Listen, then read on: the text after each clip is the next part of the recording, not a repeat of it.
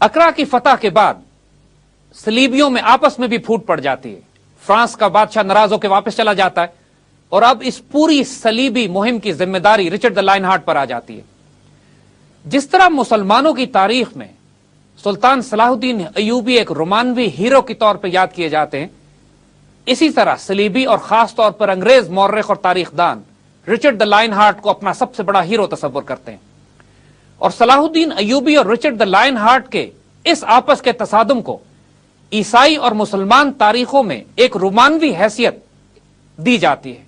अकरा की फतह के कई साल बाद तक रिचर्ड द लायनहार्ट सलीबी फौजों की क़यादत करता रहा और सुल्तान सलाहुद्दीन अयूबी की फौजों से इसकी कई झड़पें हुई। तारीख में इन झड़पों के बहुत सारे वाकयात भी बयान किए जाते हैं, जिसमें कुछ अफसानवी हैं और कुछ हकीकी। यह वाकया भी तारीख ने देखा कि एक जंग के दौरान रिचर्ड द लायनहार्ट का घोड़ा मारा जाता है और वह पैदल हो जाता है। सुल्तान सलाहुद्दीन अयूबी की गैरत इस बात को गवारा नहीं करती कि ये अपनी फौज की क़यादत घोड़े पर बैठ कर करें और इनका दुश्मन बादशाह जमीन पर पैदल। आप जंग रुकवाते हैं, अपने बेहतरीन घोड़े को बुलाते हैं और उसको रिचर्ड द लायनहार्ट के पास रवाना किया जाता है और रिचर्ड से कहते हैं कि इस पर सवार होकर अपनी फौजों की क़यादत करो। मैं अपने दुश्मन को ऐसे नहीं मारना चाहता कि मैं घोड़े पे हूं और वो पैदल हूं। एक मौके पर रिचर्ड बीमार हो जाता है और उसके इलाज का कोई रास्ता नहीं मिलता, तो सुल्तान सलाहुद्दीन अयूबी अपना तबीब खास भेजते हैं ईसाई लश्कर में, जो जाके रिचर्ड का इलाज करता है और साथ उसको फलों और बर्फ का तोहफा भिजवाया जाता है ताकि वो जल्दी सेहतयाब हो और सुल्तान के मुकाबले पर आए।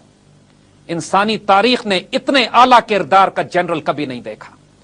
खुद ईसाई मौर्रिख, जैसे हमने अर्ज किया, मजबूर हैं तमाम तर तासुब के बावजूद कि सुल्तान सलाहुद्दीन अयूबी की शान में कसीदे लिखें। कई साल ये जंगें चलती हैं, लेकिन अल्लाह के फजल से ना ये सलीबी बैतुल मक़दस शरीफ के करीब पहुंच सकते हैं, ना रिचर्ड द लायनहार्ट अपनी तमाम सलीबी फौजों के साथ सुल्तान को किसी एक महाज पर शिकस्त देता है। 1192 में तंग आकर एक पीस डील साइन कर ली जाती है, जिसके मुताबिक सलीबी फौजें वापस लौट जाएंगी और सुल्तान सलाहुद्दीन अयूबी को मौका मिलता है कि तवील अरसे के बाद दमिश्क जाके आराम कर सके। रिचर्ड द लायनहार्ट वापसी का सफर शुरू करता है, लेकिन इसकी बदनसीबी यहां खत्म नहीं होती। इसका बहरी जहाज गर्क हो जाता है और यह बड़ी मुश्किल से जान बचाकर ऑस्ट्रिया जा निकलता है। ऑस्ट्रिया का बादशाह इसका मुखालिफ होता है और इसको कैद कर लेता है। 2 साल तक रिचर्ड द लायनहार्ट सलीबी मुहिम से वापस जाने के बाद ऑस्ट्रिया की जेल में बंद रहता है, हत्ता कि पूरा इंग्लैंड टैक्स जमा करता है, फिदिया जमा करता है और उसके बाद इसको रैंसम किया जाता है। इससे पहले भी गैर मामूली बात हम आपको बताएं, जब सलीबी जंग का आगाज किया जाता है, तीसरी सलीबी जंग के वक्त पूरे यूरोप में एक टैक्स लगा दिया जाता है, जिसको आज भी सलाहुद्दीन टैक्स कहा जाता है। सुल्तान सलाहुद्दीन अयूबी के नाम पर यूरोपियन कौम और ममालिक टैक्स जमा करते रहे कि फौजें इकट्ठी की जाएं इस सलाहुद्दीन शेर से लड़ने के लिए। जो दहशत सलाहुद्दीन अयूबी ने सलीबी दुनिया पर तारी की हुई थी, ना इससे पहले ना उसके बाद किसी मुसलमान हुक्मरान और सुल्तान ने वो मकाम नहीं हासिल किया। सुल्तान सलाहुद्दीन अयूबी तीसरी सलीबी जंग को खत्म करने के बाद जब सलीबी नामुराद नाकाम लौट जाते हैं, तो 1193 में दमिश्क में आपका इंतकाल हो जाता है। आपके इंतकाल के वक्त आपके पास सिर्फ चंद दिरहम निकलते हैं और कफन के पैसे भी नहीं होते।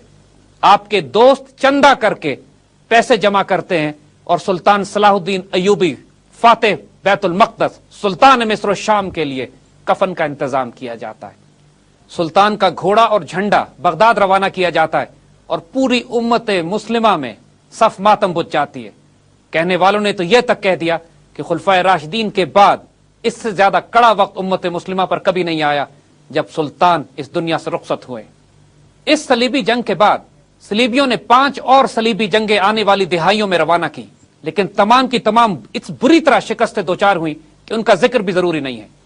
चौथी सलीबी जंग में तो हाल यह हुआ कि सलीबी कुस्तुनतुनिया ही में उलझ गए और मुसलमानों के इलाके फतह करने के बजाय कुस्तुनतुनिया को फतह कर लिया।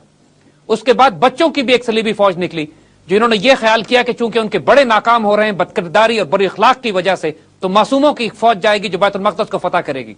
उनमें से कोई बच्चा यूरोप से भी पार नहीं कर सका और तमाम के तमाम वहीं तबाह कर दिए गए। इन तमाम सूरत हाल के बाद तकरीबन कई 100 साल तक अल्हम्दुलिल्लाह बैतुल मक़दस शरीफ मुसलमानों के पास रहा। 1917 में एक आजमाइश की घड़ी आई कि जब बैतुल मक़दस शरीफ खिलाफत उस्मानिया के ज़वाल के बाद अंग्रेजों के पास गया और इस मौके पर فرانسیسی فوج کے جنرل دمشق جا کے سلطان صلاح الدین ایوبی کی قبر پر کھڑے ہو کے اعلان کرتے ہیں کہ صلاح الدین ہم آ گئے، ہمیں روک کے دکھاؤ. جو ذلت ان کو سلطان کے ہاتھوں اٹھانی پڑی تھی، اس کی ہیوملیشن اور شرم یہ ابھی تک اپنے دلوں میں محسوس کرتے ہیں.